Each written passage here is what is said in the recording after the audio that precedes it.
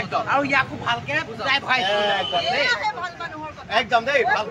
আপুনি কথা এটা জানে নে নাজানো নহয় এখন গাঁও সুস্থ আৰু সবল কৰি ৰাখিবলৈ হ'লে মানুহক 9টা উপকৰণ লাগে হয় নেকি 9টা লাগে দেই কি কি ভালকে শুনি পাবি ইফালে যাম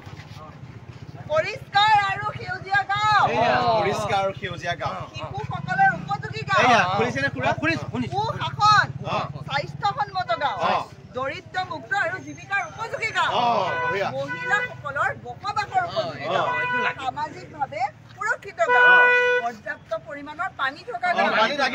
আৰু আত্মনিৰ্ভৰশীল আন্তঃগাঁথনিযুক্ত গাঁও এইয়া মানে এই 9টা উপকৰণ থাকিলেহে এটা গাঁও পঞ্চায়ত উন্নত হ'ব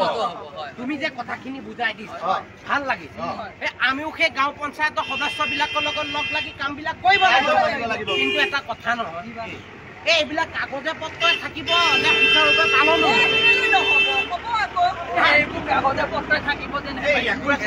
তেনেকুৱাহে লাগিছে বুজিছা আমি কওঁতেতো সকলোৱে কওঁৱেই দেখোন এই পঞ্চায়তটোলৈ গ'লে যিহে মানুহৰ সমাগম হয় যিহে পৰিস্থিতি তাত সৃষ্টি হয় মই তাত যাব নোৱাৰো দেখি ভাইটি শুনাচোন পঞ্চায়তলৈ গ'লে মানুহৰ অসুবিধা হ'ব পাৰে কাৰণ এইটো এটা চৰকাৰী অফিচ আৰু তাতে বিভিন্ন কাগজ পত্ৰ চোৱা চিতা কৰিব লাগিব অকণ সময়টো লাগিবই আৰু তইতো এমজে এনৰেগাৰ আণ্ডাৰত জব কাৰ্ডত পইচা উপাৰ্জন কৰি আছ আৰু আনক বঞ্চিত কৰিছ শুনক চৰকাৰৰ আঁচনিসমূহ ক'লে আহে জানে নে নাই পঞ্চায়তে আৰু পঞ্চায়তে এজন নিৰ্দিষ্ট ব্যক্তি ঠিক কৰি দিয়ে আমি সেই ব্যক্তিজনৰ ওচৰলৈ যাব লাগিব আৰু সম্পূৰ্ণ সঠিক তথ্য পাতি লৈ যাব লাগিব কাগজ পাতি লৈ যাব লাগিব নিজে খবৰ কৰিব লাগিব তেতিয়াহে কাম হ'ব আমিও সেই নিজৰ কামবিলাক নিজে ল'ব লাগিব আমি নিজে গৈ আমাৰ পাবলগীয়াখিনি প্ৰাপ্যখিনি নিজে ল'ব লাগিব কোনেনো আমাক আহি সেইটোৱে কথা হয় নহয় আৰু ঘৰতে আহি পেলাই ঘৰতে আহি পঞ্চায়তৰ আঁচনিসমূহ আপোনাক ঘৰতে দিব বুলি আপুনি হাত খাবলৈ কৰি থাকিলে নহ'ব নহয় আমি নিজে ল'লেহে নিজে কামবিলাক কৰিলেহে গাঁওখন ভাল হ'ব তাৰপিছত পঞ্চায়তটো তাৰপিছত দেশখন আমিও আমাৰ গাঁওখন ৩৫ নং মাজিৰ গাঁও আৰু পাটাচাৰকুটি গাঁও পঞ্চায়তৰ নিচিনা কৰিব লাগিব আৰু শুনক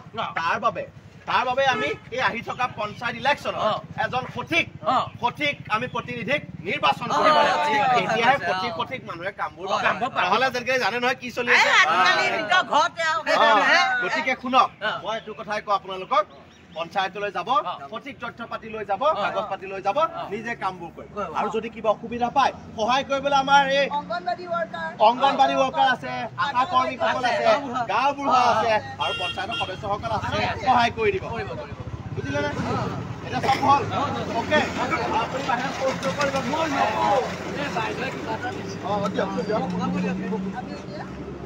ঠিক আছে আমি তেতিয়াহ'লে গান এটাৰে শেষ কৰোঁ